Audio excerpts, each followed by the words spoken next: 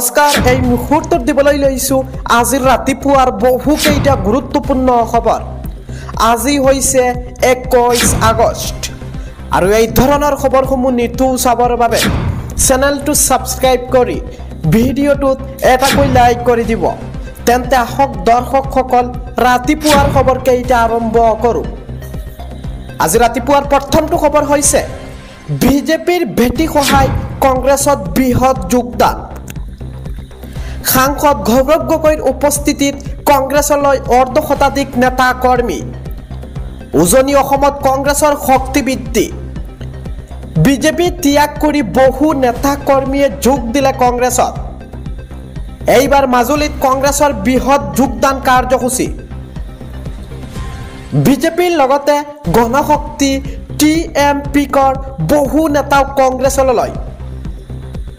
গড়মূৰত কংগ্ৰেছৰ ভোট কমিটিৰ উন্নয়নৰ সভাত যোগদান বহু নেতা আমি পুনৰবাৰ জনাই আছো এটা ডাঙৰ খবৰ গামুচা পিন্ধাই আন দলৰ নেতা কৰ্মীক কংগ্ৰেছলৈ আদৰণি দিছে গৌৰৱ গগৈয়ে বিজেপিৰ ভেটি সহায় এইবাৰ কংগ্ৰেছত বৃহৎ যোগদান কাৰ্যসূচী আজি ৰাতিপুৱাৰ পৰৱৰ্তী খবৰটো হৈছে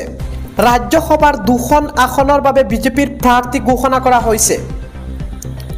প্ৰাক্তন কেন্দ্ৰীয় ৰাজ্যমন্ত্ৰী ৰামেশ্বৰ তেলীক প্ৰাৰ্থিত্ব দিব বিজেপিয়ে চাৰিবাৰৰ প্ৰাক্তন বিধায়ক মিছন ৰঞ্জন দাসক দ্বিতীয়গৰাকী প্ৰাৰ্থী হিচাপে প্ৰক্ষেপ কাইলৈ মনোনয়ন দাখিল কৰিব বিজেপিৰ দুয়োগৰাকী প্ৰাৰ্থী বিনা প্ৰতিদ্বন্দ্বিতাৰে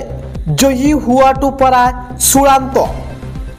ৰাজ্যসভাৰ দুখন আসনৰ বাবে বিজেপিৰ প্ৰাৰ্থীৰ ঘোষণা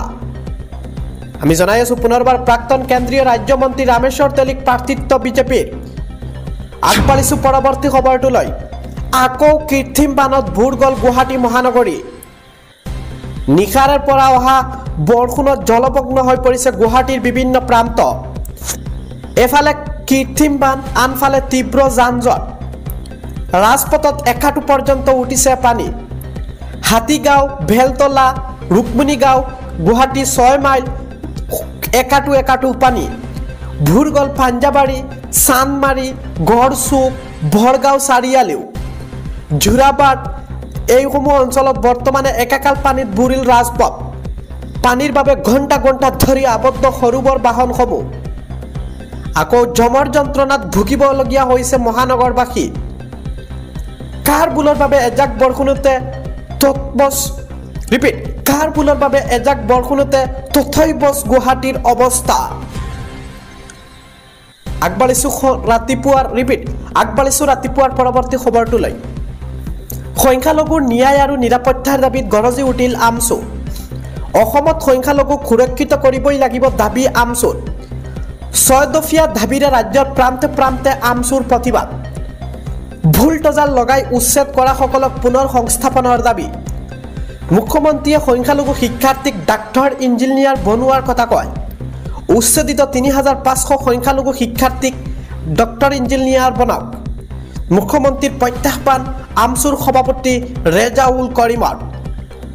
বান গৰাখহনীয়াত ক্ষতিগ্ৰস্ত ক্ষতিপূৰণৰো দাবী কৰিছে আমছুৱে